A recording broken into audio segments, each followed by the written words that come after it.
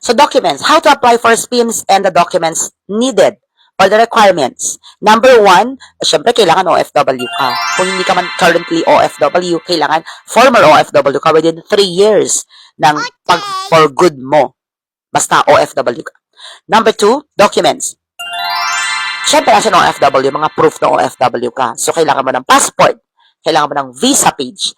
Itong visa page na ito yung papatunay na ikaw ay nagtrabaho ng legal sa abroad at contracted ka. Ibig sabihin ay employment talaga, yung pinasok mo doon. Hindi ka turista. Hindi ka nag-abroad na turista lang.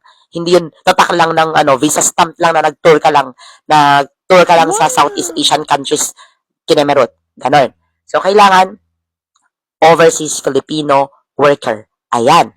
So, meron siyang tatak na visa page doon sa passport mo. Tapos, syempre, yung validity, yung expiry, and then yung job mo, job description and everything, and ang designation mo doon.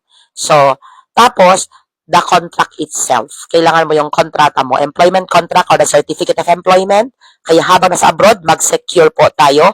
You are entitled to have a copy of your contract. Kasi may mga ibang nag-abroad sa ibang bansa, Middle East, especially strict sila dyan. Na they keep renewing, the company keeps renewing your contract, but they don't give you a copy. As an OFW, as a migrant worker, you deserve. You are entitled. It is your right to ask for a copy of your employment contract. Kasi dyan po nakikita ang mga kondisyones, kung ano yung sahod mo, ano ang mga benefits mo, at ano yung mga obligasyones ng iyong company over you. Ayan. At ikaw din.